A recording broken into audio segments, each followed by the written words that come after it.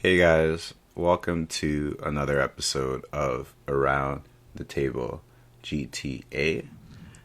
This episode's going to be about starting over. Funny enough, I did have my latest guest in the last episode, so the episodes are going to be kind of jumbled because I do have to do some editing. But the topic is starting over because I actually lost my huge list of topics and talking points and everything that I was jotting down. So I'm in a point where I have to start over. Coincidentally enough, at my workplace, there's so many job postings. So now it's kind of an opportunity for a lot of people in the workplace to move around, change what they're doing. And this opportunity doesn't come often, right? It doesn't come often at all. Um, the sheer amount of postings is going to change the whole dynamic of the workplace, and it's very interesting. So, getting back to the point, why do we start over? There's a lot of reasons why people start over, whether they're forced to, like if you get fired or something like that, um, you're not happy, or even if you just want better for yourself, right? I have a bunch of friends who were contemplating on going back to school. They went to school and their life has changed dramatically, right? What did it cost? It costed time, it costed energy, it costed money, it costed comfort as well, right? Big reason why people don't start over, don't want to change because comfort is there, right? I think I might do a separate episode on comfort, but comfort is a double-edged sword where sometimes you'll get comfortable somewhere and you'll just keep going. You'll hope that things get better. You'll hope that things will change in time, or you just kind of get used to it to the point where you think this isn't that bad, right? I think we've all dealt with that. I was talking to my cousin in the last episode. I'm not sure if it was part of the episode or not, but 6 years ago, I wasn't making a lot of money. I was frustrated, and I pushed myself to the point where I'm like, you know what? I'll work anywhere other than here. And it was one of the best decisions of my life. I made 10 times more than I made 6 years ago. And to think that I'd be making that much more money if I changed earlier is kind of crazy. It wasn't instantly 10 times more, but the fact that I was putting less energy, I could say I was putting less energy into the work that I was doing initially because I was still learning and I was making more right at the start, just goes to show that sometimes comfort clouds your judgment. It clouds you from seeing the opportunity and even the potential of what you're capable of doing, right? So starting over isn't always that bad.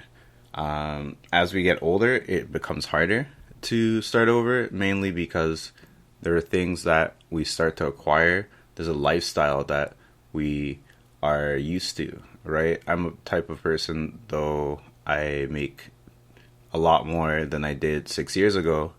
A lot of my life is very similar to it was 6 years ago, right? And that's something that I've been contemplating on, where it's like, am I being comfortable living in this lifestyle? Should I upgrade because that will add more opportunity to my life? Where this comfort that I have, yes, it's good, but will it help boost me to get to my ultimate dreams and goals, right? Some of my goals are being accomplished by living a simpler life, but at the same time, I'm hindering myself as well.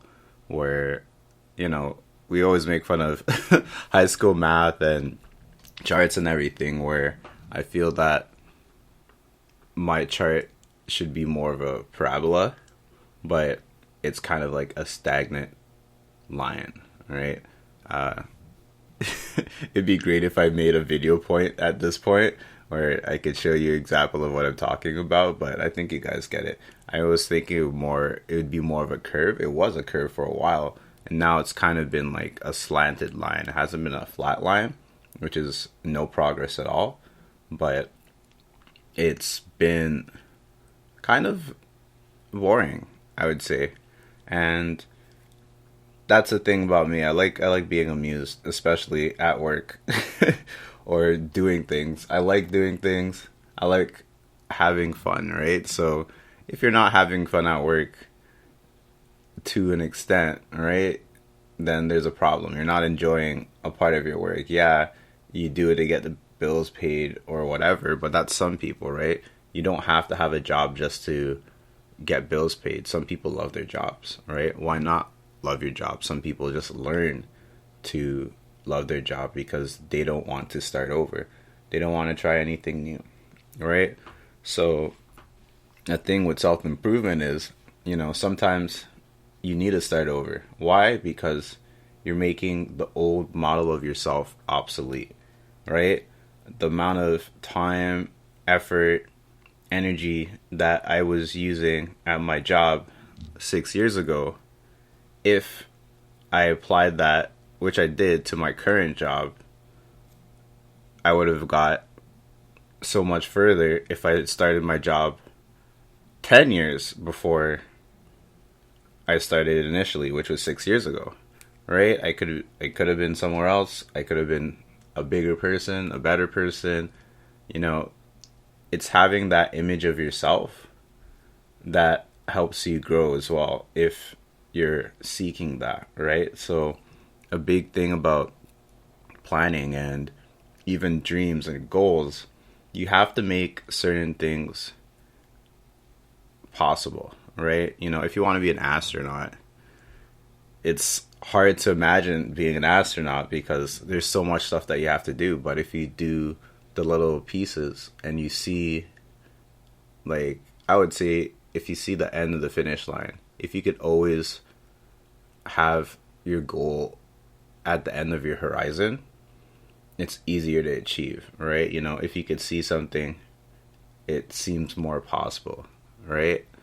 And that's the thing, you don't really want to be an extra in your own movie, right? A lot of people live life and they're working for someone else, and there's nothing wrong with that, right? You could work for someone else, you could love your job, you could be very compassionate about it, right? But at times that makes you feel like an extra in your own movie, right? Your life is your movie.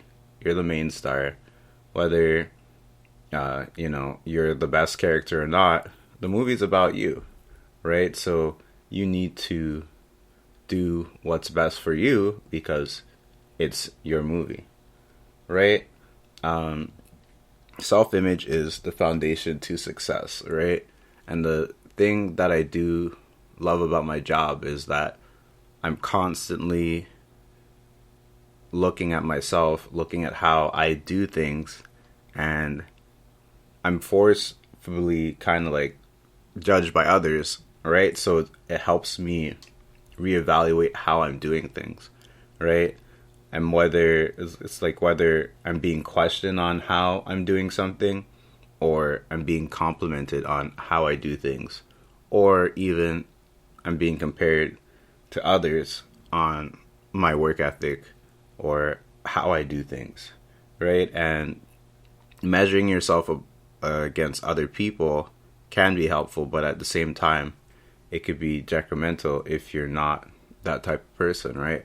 I'm the type of person that loves feedback, right? So, I'm usually asking people to add a comment, and if someone asks me for my opinion on something, I always hit them with the truth, and I'm pretty critical. So it's a thing where if you're going to ask me for the truth or ask my opinion on it, sometimes you have to have thick skin, because if that's not the case, you might feel bad, right?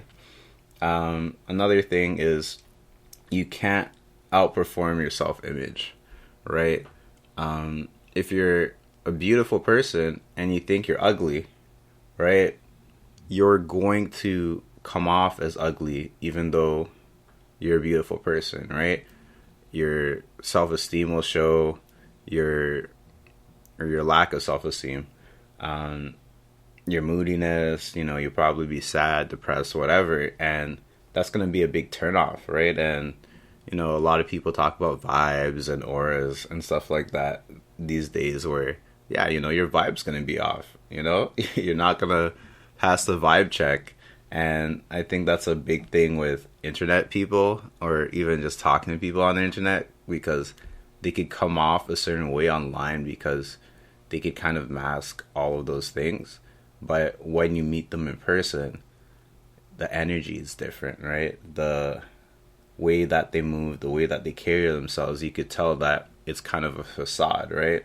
There's a thing called, fake it till you make it, but realistically, you have to be doing something to be able to fake it, right? If you're faking it online, when you get the pressure, it's a completely different ball game, right? Even last episode, I'm gonna keep talking about last episode, even though you guys won't see it till like 2 or 3 weeks ago.